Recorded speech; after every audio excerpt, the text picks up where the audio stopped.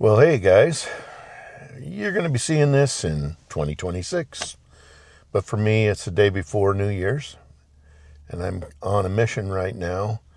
I'm headed to the upholsterers that are going to help us with those gap seals that we desperately need so we can start putting high maintenance back together again. I'm at the Springville home of Sureflight aircraft completions, and we're going to go in and meet a guy that's going to help us with our gap seals. So stand by. All right, so I'm here in the shop, and I'm going to introduce you to Dave Thompson. Dave, how you doing this morning? I'm doing good. How are you? I'm good. So Dave asked me over here, we've been looking to get our gap seals made, and he had questions. Let me turn my camera around. Here's the drawings that, oh, by the way, we got from Air Corps Library. These are original Douglas drawings for the inner gap seals on an A-26. Unfortunately, I was unable to blow these up in full scale, and so there's about a 10% discrepancy. And Dave, you had questions. Why don't you explain to us?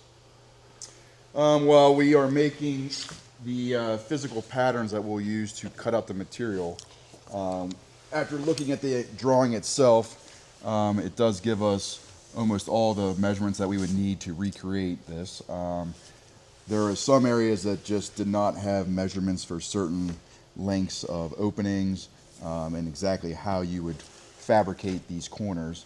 So I brought Bob down and we worked together to figure out a way to mimic what we see on the drawing, but also make it to where it's going to work for the aircraft itself.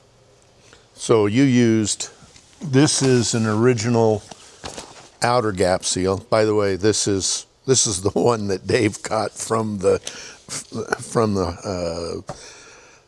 fabric store, and we kind of use this to interpolate what the drawing is telling us. You talked to me about these darts right here. Yes, so a lot of upholstery drawings get very complicated because you're seeing a flat profile of what the part is before it's sewn. So even though you see this, what you're really looking at in this drawing is this being closed, and you're seeing that shape there. That's this. That's this part here, which the drawing does have all those measurements. And then when you get to this part of the drawing, it's depicting this section of the flap, which you can see there is a cutout there, which is shown here, but there's no measurement on the drawing.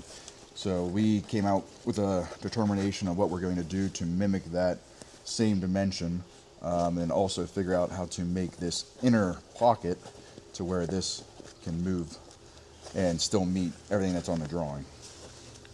Okay. And then it also showed these sewn darts here are depicted in the drawing right here.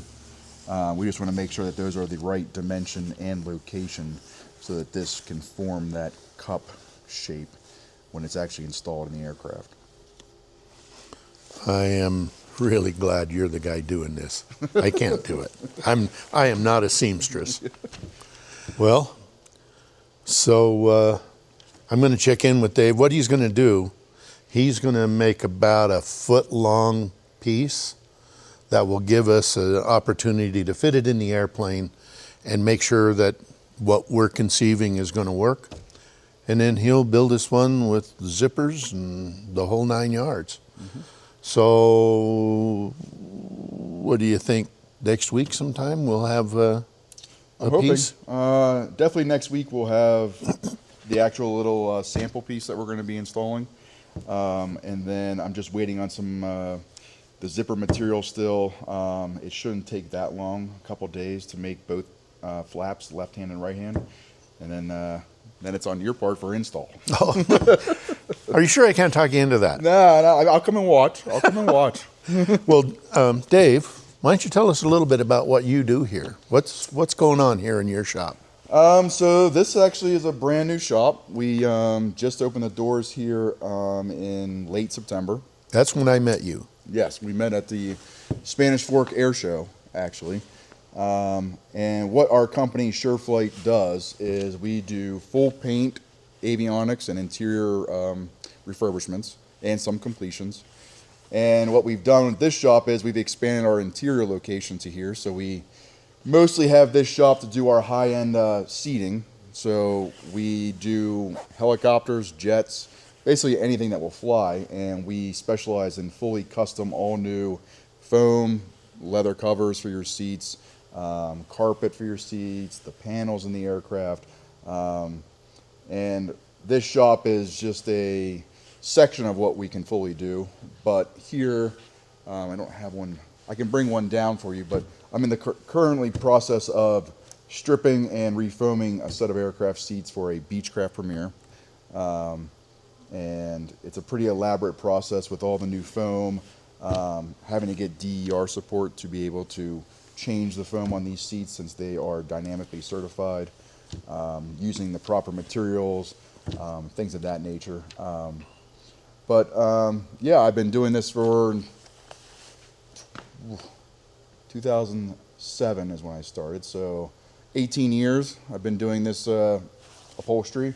I never thought this job existed, but you meet a lot of people, you can see a lot of cool things, and I love it. You see a lot of cool things like A-26 Invaders. Exactly, yes. Never would I thought in my lifetime that this is what I'd be making. So you've got pictures of stuff you've done in the past. Mm-hmm, yes, I have some in my lobby actually. Well, let's go look at some of the pictures because he just got back from Pennsylvania delivering a bunch of seats out there for a jet that had to go. Let's go look at his office. Well, this is something you've done, right? This is one I did about 10 years ago. That one's like 13 years old. These are like trade show seats. We would take these to the show. Well, okay, I've got you on film. Why don't you explain these to me? So this is a seat that we got out of a helicopter, and we somewhat modified it. This, at the time, was something that we did just to show our capabilities and our quality. That was done about 13 years ago, and then after taking it to so many shows, it you need to have something new to show. So then we did this seat, and we went a little bit more elaborate with the colors, the design, just to kind of show off a little bit more of what we can do. And this is about 8 years old. And this one over here? And this one here is going to be a project in the making. It's actually just an extra lobby chair that I picked from here. This actually was one of our first premiere jets that we ever did for a customer. It was all black leather, but we did everything that you see. So the seats were all new, carpet, the sidewalls, the headliner. And then we got, obviously, a little bit more involved. Sorry about the background here. Little mirror effect. Yeah. So we got a little bit more, intricate with our seat design for certain customers. This one was actually done for Greg Minks, who, if you are on YouTube, he is Premier One driver. He has a huge following, and we did his interior, and he put the whole process on his YouTube channel. So if you'd like to see that from start to finish, how we remove the interior, strip the seats down, install the carpet, you can see the whole process on his YouTube video channel. Well, and if you'll send me a link, where are you at? If you'll send me a link, I'll put it on my channel. Yeah, for that. Absolutely. And then these seats were done in our Beechcraft Baron that we have, and we went a little bit over the top with what they look like for a Beechcraft Baron, but it shows what we can do, the quality again.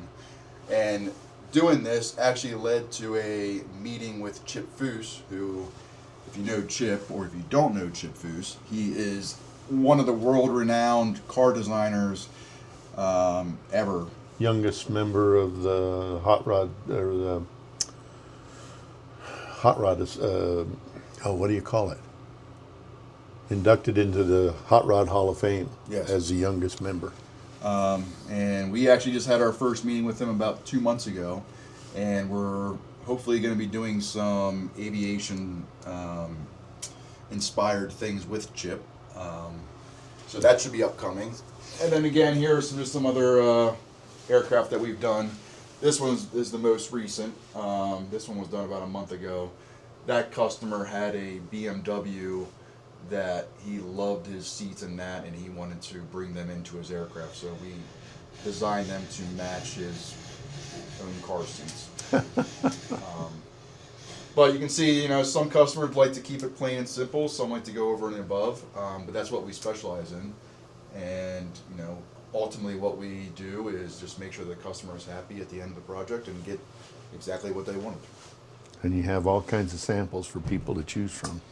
Yes, we have all of our carpet samples, our leather samples. I mean, you name it. There's thousands of options, thousands of materials to pick from. That process can take sometimes the longest just to decide what everybody wants. We hope to expand. We hope to keep doing this, and we're new to the area, and obviously we just met Bob, and it's all about making connections, and that's what we intend on doing. Cool. Well, I'll try to get him to take some pictures of some video or something that he can keep track of what he's doing in here, and we'll see what that looks like. Well, I'm back in the hangar. Looks like Dave will have us a sample to try on the inner gap seals early next week, and we'll see if it fits. And if he's happy and we're happy, he'll make us up some complete inner gap seals that we can get installed. So what am I doing? The boys are out to lunch, and one of the things that we've had a problem with since we installed the carburetors a couple of years ago, if you take the friction locks off and just nudge the throttles, they slam forward. We've made several phone calls to different people. Apparently that's a feature that allows the engine to still run if you lose the connection between the cockpit and the carburetor. That will put the engine in full throttle, so then you can get to a safe landing spot. That's my understanding of how it works. Let me show you what I'm talking about. If we've got, it's about this far, if you see what happens. So if we add some more friction lock,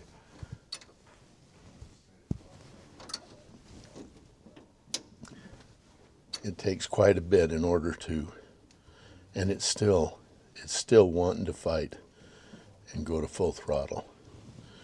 Left side not so bad as the right side, but you should be able to just do this, set them where you want to, and then set the throttle lock.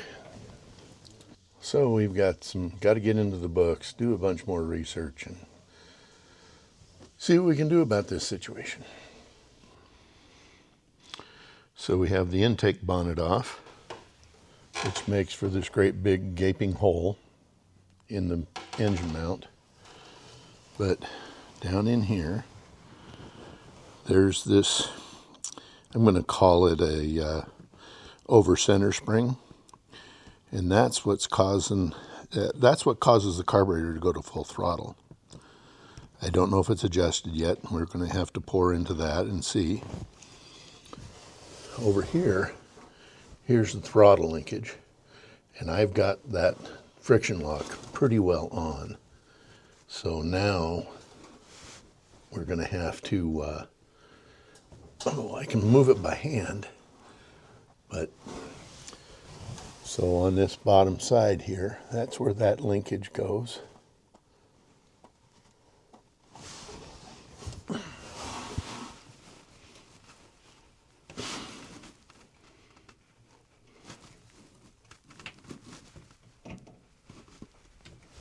Got the friction lock on too hard here.